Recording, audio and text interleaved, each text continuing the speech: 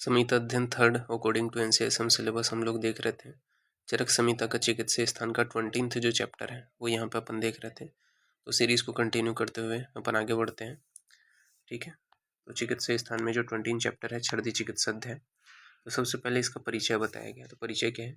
क्षयति मुखम अर्दयति चांगानीति छर्दी, अर्थात अमाशय में स्थित मल मुख मार्ग यानी कि ऊर्ध्व मार्ग द्वारा बाहर निकलते हैं उसे क्या कहें? छर्दी कहते हैं यानी कि वमन कहते हैं।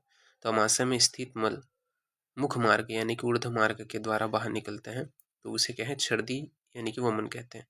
इसके निदान बताए गए हैं कि विरुद्ध आहार का सेवन करने के कारण, दूषित आहार का सेवन करने से, अत्यधिक मात्रा में भोजन करने के कारण, तीक्ष्ण औषध सेवन से, कटु अम्ल रस का अधिक सेवन करने से, अत्यधिक श्रम करने से, स्त्रियों में गर्भावस्था के कारण, ये सभी इसके निदान है। तो विरुद्ध आहार का सेवन करना, दूषित आहार का सेवन करना, अत्यधिक मात्रा में भोजन करना, तीक्ष्ण औषध का सेवन करना, कटु अम्ल रस का अधिक सेवन करना, अत्यधिक श्रम करना, स्त्रियों में गर्भावस्था के कारण, ये सभी क्या है? निदान है।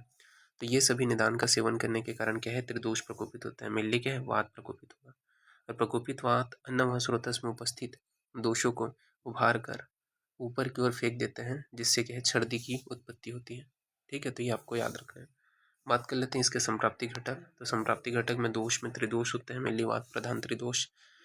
दुष्य में आहार रस होते हैं, अधिष्ठान अमाशय है और स्रोतस है अन्न व स्रोतस। तो दोष में त्रिदोष वात प्रधान, दुष्य में आहार रस, अधिष्ठान में अमाशय और स्रोतस में अन्न व स्रोतस है।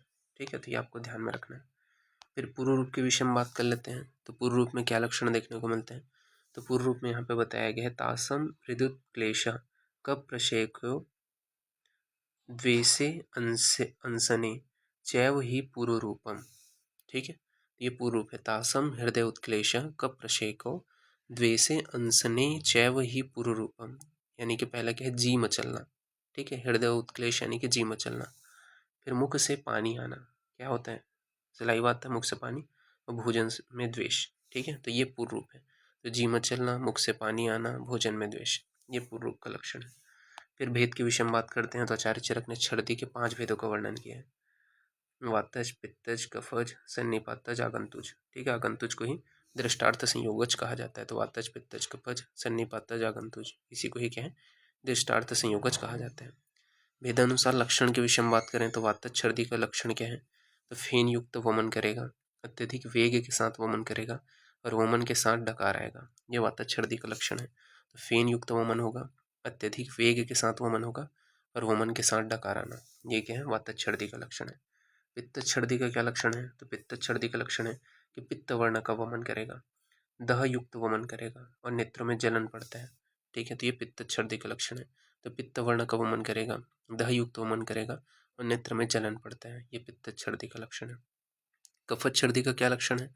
तो कफत छर्दी का लक्षण है कि मधुर स्निग्ध गाढ़ा तथा कफ युक्त वमन करते हैं। तो मधुर स्निग्ध गाढ़ा तथा कफ युक्त वमन करेगा, शरीर में भारीपन होगा, भोजन में अरुचि होगा, ये कफत छर्दी का लक्षण है। ठीक है, सन्निपातिक छर्दी का लक्षण क्या है? तो रक्त मिश्रित व तीनों दोष से युक्त जो लक्षण है उनसे युक्त होगा। फिर दृष्टार्थ संयोग छर्दी का लक्षण है कि द्वेष युक्त गंध के सुगंध से वमन करेगा। तो द्वेष युक्त गंध के सूंघने से वमन करेगा, तो द्वेष युक्त गंध के सूंघने से वमन करेगा। द्वेष युक्त वस्तु के देखने से वमन करेगा, तो द्वेष युक्त वस्तु के देखने से वमन करेगा, ये दृष्टार्थ संयोग छर्दी का लक्षण है। साध्यता साध्यता के विषय में बात कर लेते हैं। तो असाध्यता में बताया गया है कि उपद्रव युक्त वमन का होना, रक्त मिश्रित वमन का होना, वमन का वेग अधिक होना, लगातार वमन का होना, ये असाध्यता का लक्षण है। तो उपद्रव युक्त वमन का होना, रक्त मिश्रित वमन का होना, वमन का वेग अधिक होना और लगातार वमन का होना, यह असाध्यता का लक्षण है। जबकि साध्य क्या होता है? तो असाध्य के विपरीत लक्षण वाला जो होता है वो क्या होता है? आपका असाध्य होता है। ठीक है, सॉरी, साध्य होता है, यानी कि जिसमें उपद्रव युक्त नहीं रहेगा, रक्त मिश्रित वमन नहीं होगा, वेग अधिक नहीं आएगा। ठीक है, तो वो क्या है? साध्य होगा।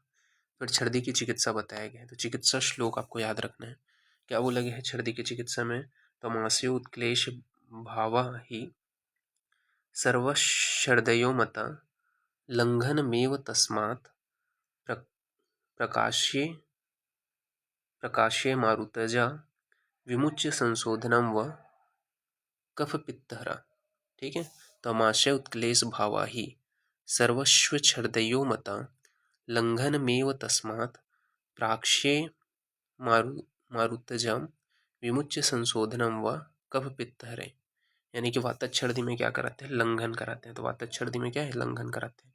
पित्तच्छर्दी में क्या है, विरेचन कराते हैं। तो पित्त में विरेचन, कफज में वमन कराएंगे और सन्निपातज में तीनों कराते हैं। दृष्टार्थ संयोगज जो सर्दी होता है उसमें मन को प्रसन्न करने वाली चिकित्सा करते हैं। तो दृष्टार्थ संयोगज जो सर्दी है उसमें मन को प्रसन्न करने वाली चिकित्सा करते हैं। फिर इसकी सामान्य चिकित्सा बताया गया है कि निदान परिवर्जन, वमन, विरेचन, लंघन, इसके अलावा घृतपान। तो निदान परिवर्जन, वमन, विरेचन, लंघन, घृतपान, ये यहाँ पे बताया गया। फिर छर्दी नाशक योग कौन से हैं, तो वातच्छर्दी में धनिया व पंचमूल का प्रयोग करते हैं। तो वातच्छर्दी में धनिया व पंचमूल का प्रयोग करते हैं। पित्तच्छर्दी में मुनक्के का शीतल रस का पान कराते हैं। तो पित्तच्छर्दी में मुनक्के का शीतल रस का पान कराते हैं। कफच्छर्दी में त्रिफला चूर्ण का प्रयोग करते हैं। तो कफच्छर्दी में त्रिफला चूर्ण का प्रयोग करते हैं। सन्निपातज में तीनों करते हैं। और दृष्टार्थ संयोगज में मन प्रसन्नता चिकित्सा करते हैं। उपद्रव में बताया गया है कि श्वास, काश, हिक्का, तृष्णा, ज्वर, हृदरोग, तमक, श्वास, बुद्धि विभ्रम, ठीक है, ये सभी उपद्रव हैं सर्दी के। तो श्वास का होना, काश का होना, हिक्का, तृष्णा, ज्वर, हृदरोग, तमक, श्वास, ठीक है, बुद्धि में विभ्रम, ये सभी आपके उपद्रव हैं। तो ये आपको ध्यान में रखना है। इस प्रकार से ये जो टॉपिक है वो यहाँ पे फिनिश होता है। तभी के लिए इतना ही। नेक्स्ट क्लास में आगे का कंटिन्यूशन करेंगे। ओके, ठीक है, तो फिर थैंक यू क्लास।